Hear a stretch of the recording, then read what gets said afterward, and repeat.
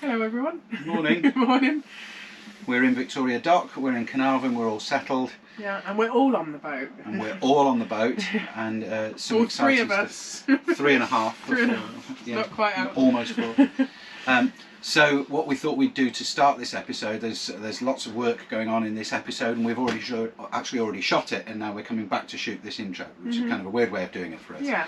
But what we thought we'd do at the beginning of this episode was just kind of do a kind of summary of where we're up to as a family and as a project, and what our plans are for the next phase. Yeah. And it seems like the kind of mission that we've accomplished so far is we've now got the right boat for us as a family. As you know, we didn't intend to have this boat, we intended to have Steel Melody, but then Melissa got pregnant, we weren't thinking she would, so we've gone for the bigger boat. So that's kind of done, achieved, mission accomplished. Yeah, and then we managed to get it ready to launch in record time. Yeah, we did that in what, 4 weeks or something, got the boat ready. After being on the hard for over 10 years, I think. Yeah, and then once we'd done that, we got the boat launched and got some sea trials and test sails done. As you've just seen in the last sort of 4 or 5 episodes, our journey back up to North Wales. So we're now in our home port. We're in our home port. Home for now. Yeah. So what next? Well, we've got the other boat to think about. We've got Steel Melody. This is Ocean Melody, and we've still got Steel Melody. What about Steel Melody? Well, because we've been sailing back, we haven't been doing anything to her because we've been down in Dartmouth and working on this boat. But basically, what we've done on this boat is get her ready to sail, drop her in the water and do some test sails, and that's what we need to do with Steel Melody. Finish the last little bits of welding, reinstall the keel, step the mast, get her launched and do some sea trials so that she's ready to move on to her new home. And in the same way, we're going to use the skills that we've learnt on Steel Melody and apply them to this boat to get her ready for ocean sailing and going further afield as a family. So here's a quick little list of all the things that we're going to be doing to this boat to get her ready for blue water ocean sailing. So when it comes to the rig and sails, we need to put new standing rigging on. We need to install or purchase and install a furling system, fit a cutter stay. We want to make a stack pack for both masts and get a complete new set of sails. So down here we need to refurbish the engine bay. Refurbish the engine itself. She needs a bit of a tidy up and some paint work. I want to insulate this whole engine bay to improve noise reduction and what have you. And we've got to reinstate the long range diesel tank, which is in the keel, because currently we're just running off a day tank. Just as important as propulsion is brakes. So we need to fit the new Mantis anchor system, sort out the windlass and get new chain and rode. So the hull itself needs a little bit of work, not much. We've got a few little drips and leaks from things like that cheek block has got a drip, so I need to find and fix all of the leaks in the top sides. We want to replace all of our through holes and anodes, so that will involve a quick lift out, but we're anticipating just a short lift out for those few little jobs. And we want to build a hard dodger, get rid of this folding spray hood, and we want a hard dodger with a hard top for the solar panels and a full cockpit enclosure. So what about steering? There's a push rod that needs replacing. We need to fix the autopilot and get it working, and fit our hydrovane, which is very exciting, and the secondary autopilot. And electronic wise, I've got to finish this installation of the lithium batteries and all the Victron stuff and all of our charging systems. Partly I've got to do that so that I can move the old batteries out from under the steps so that I can access the diesel tank, so that I can sort out the long range diesel tank. So yeah, lots of stuff to do on electronics, installing new switch panel, upgrading all of that rat's nest of cabling back there, and sorting out our inverter system and our charging system for our batteries. On the kind of domestic side of things, we need to sort out keeping ourselves warm, so we've got a diesel heater system to go in. We want to refurbish the woodwork. Obviously that will become more extensive over time, but yeah, we want to... all of this has been varnished and varnished and varnished and varnished over the years, so gradually in bits and pieces we're going to take all this varnish back and bring the woodwork back and the interior brightwork back up to its former glory. We've also got to recommission the long range water tanks as well as the diesel ones. The massive tanks under these seats and under the chart table in the galley that have just been completely decommissioned, so they need sorting out. Yeah, we need to make a lifting bridle for the dinghy to get the dinghy on deck. Yeah, which doesn't sound like a big deal, but it's a difference between hauling something up on a halyard and trying to heave it over the stanchion posts. We've got to sort out how we're going to get about when we're on shore, which is an exciting thing. So what we're going to do about transport, obviously we won't have a car. Yeah. So we're looking very at... soon you'll be giving up work and we won't be having a car and stuff. So we're looking at bikes. Looking at bikes for getting ashore and doing stuff ashore. Yeah, we need to service the propane system. Yeah, make sure that that's all safe and within limit. We may actually come away from propane or gas and explosive stuff and go more for an electric cooktop, but that largely depends on how much solar we can fit. Yeah, and very essentially we do need a working fridge because we currently don't have a fridge that works. We need to sort out our comms system, make sure that we've got off-grid kind of communications, so Iridium Go and some sort of satellite setup. And we need to sort out condensation and insulation issues.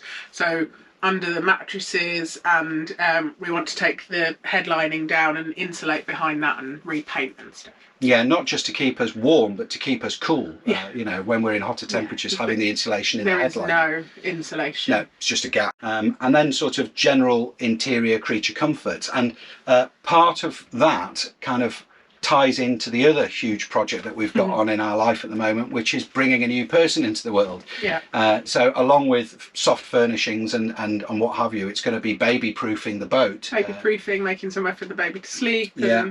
And stuff when we're offshore as well, the safety aspect of being offshore. So because of the issues with the pregnancy and this threatened early labour, the baby could arrive any moment now, basically. Yeah. So we'll be going to be doing all of these projects whilst having a baby and then bringing a new baby into the boat and into this environment as well. Of course, we've got having a baby, moving aboard. And a lot of these jobs will probably happen as we slowly move down south. This season of Sailing Melody is all about liveaboard lifestyle and preparing the boat for blue water and offshore sailing whilst bringing the baby into our life. And some of the jobs will be done here before we leave, the essential stuff, and some of them will be done, as Melissa says, on the move as we travel south. And there should be an exciting mix of boat work and sailing and family life and all of that stuff coming up. For those of you that are missing the boat work, there's going to be loads. Yeah, don't worry. Obviously, we know that we've been sailing heavy the last 4 or 5 episodes, but there will be plenty of boat work to keep you happy too. Yeah. What are you doing, Darren? I'm making a bilge pump that can go right down into the bottom of everywhere that the normal bilge pumps never reach right down to the very bottom because they sit flat and the bottom of the bilge has got a V in it. So I'm using a piece of stainless steel box section. It should last a good while, and then I'm using this whale pump on a piece of tubing, and the principle is that this is rigid enough to poke down into the bottom of the bilge. A bilge pump on a pokey stick? A bilge pump on a pokey stick, so I can now poke that to the bottom of the bilge. So the reason that we're making that is because there's water coming in from somewhere. It's definitely fresh water, not salt water, we have checked. We think that it's coming in through the cockpit floor potentially, because this all lifts off. So it might be coming in there, and we think it's getting into the engine bay, and then we'll show you more when we lift the floorboards up, but somehow getting in the engine bay, and then there must be some sort of crack between the engine bay and the fuel tank, because it's filling the fuel tank up, the decommissioned fuel tank, I will say. Yeah, so this is a whale pump. This is a cheap copy of a whale pump off Amazon. Don't buy it. Don't buy it. They are worse than useless. They will give you nothing but heartache and disappointment and frustration. Just spend a little bit extra and get the proper thing. What's the saying? Buy it once, buy it right. Yeah. Or do it once, do it right. Or it should actually be do it right, do it once. And if you do it wrong, then you end up doing it twice anyway. And for the most part, that's the kind of axiom that I try to follow. But in boat life, you end up doing a lot of things twice because you don't have the tools that you need, or not necessarily the tools that you need, but the right stuff in time for when you need to do it. So yeah, so there's quite a lot of stuff that we end up doing twice. like this needs soldering. This will need soldering, or at least some crimp connections, and I will do that. But I want to make this today and use it today, and I could order the bits and wait till Monday, but I'm not going to. I'm just going to tape it and use it today. So this is just tidying the cables up, and then I'm going to put some old crocodile clips on the ends of the cables. So again, these are ones I've cut off something in the past, and I've salvaged them. I'm going to stick them on here, and then I can use them to attach onto the battery. Can you pass me a pair of pliers? Pliers, yes. Pliers.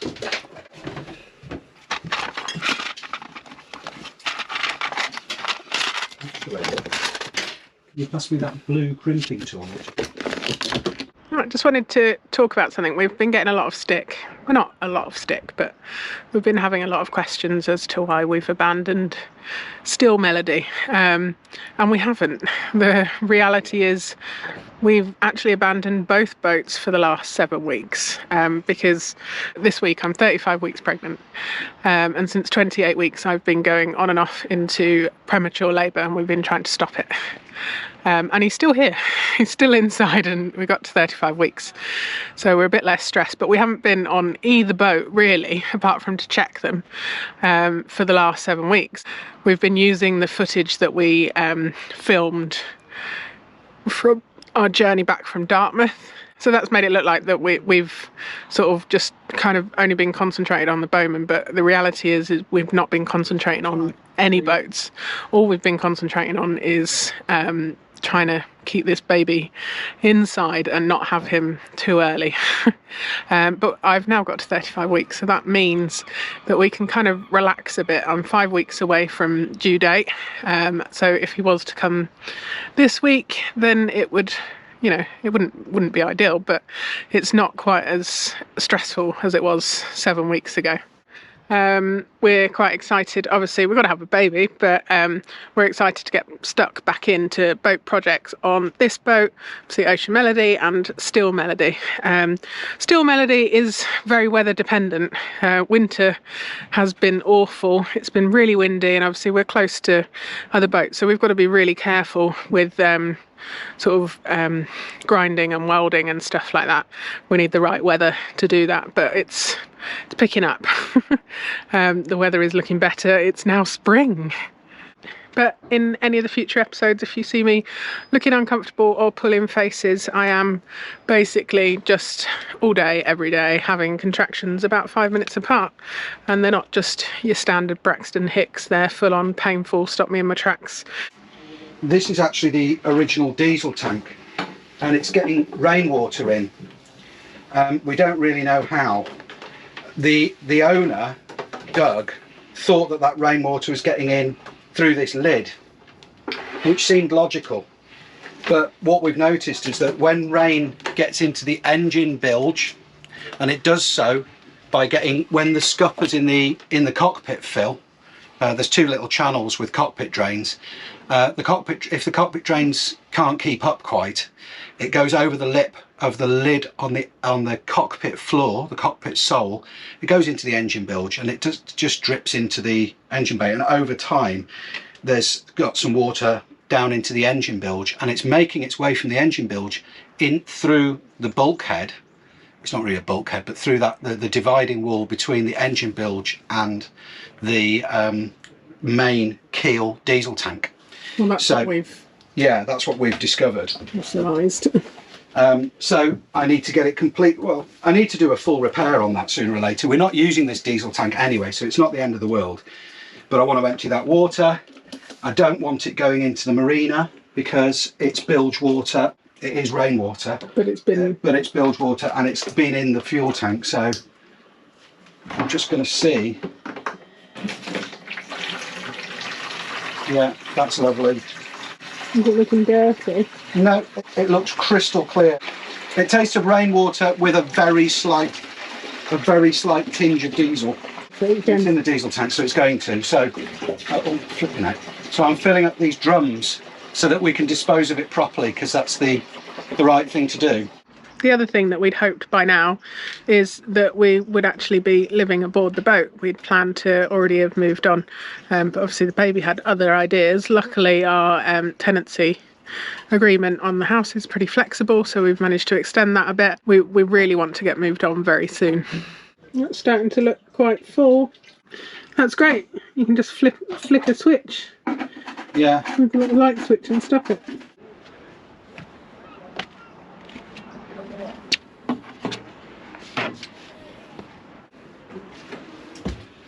There you go. Thank you.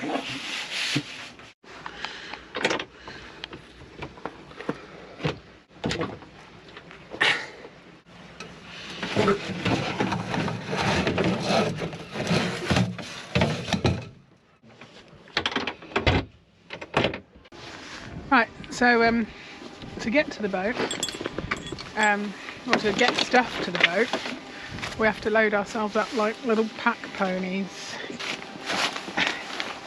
And because we're currently rafted up, I need to take a little step, otherwise I can't get on the boat. Right, so our boat's over there. We have to go all the way round. All the way round to get there. Yep.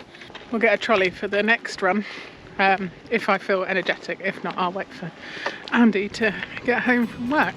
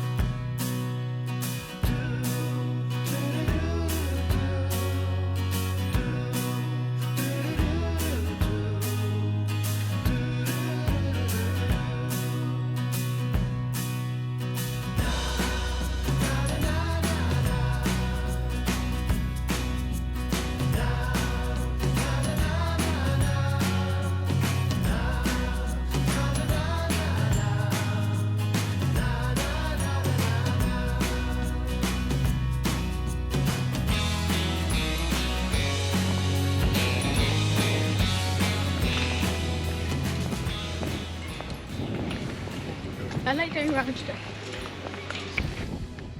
So this is a very exciting box. That's the last trip for us. Andy can do the rest. Yeah. But luckily I've got young muscles here.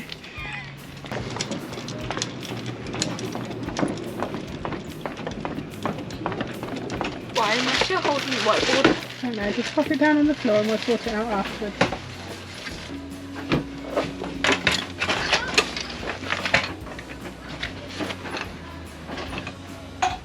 Disappeared. What else? There is a special box. Ooh. You manage it very, very carefully.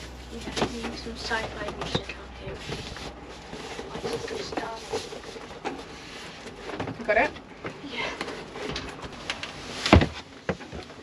For those of you worrying that I'm carrying lots of heavy stuff, none of it is heavy. It's all No. within my capacity. Nothing's heavy. There are bulky stuff, but they're not heavy. It's awkward things, but not heavy things. And I'll tell you. some creature comforts. Because as much as I would love to say that I can stop the boys watching telly, I can't. Also, we all like to watch YouTube on a big screen. Yeah. And it's sunny. It feels like summer.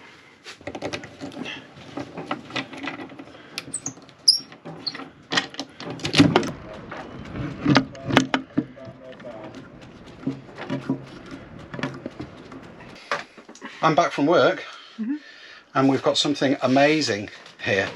Do you remember this man corner of the screen. That's what I was looking for. Up there, corner of the screen. That man was somebody that Mark from Wildling went to see when he was looking at buying a boat, and then the following week Mark came to see our boat Steel Melody, and then he reached out to us, and look what he's bought us. One of those, which is amazing. On the wall in anticipation, and if it looks like we're connected to YouTube, it's because we're streaming through my phone.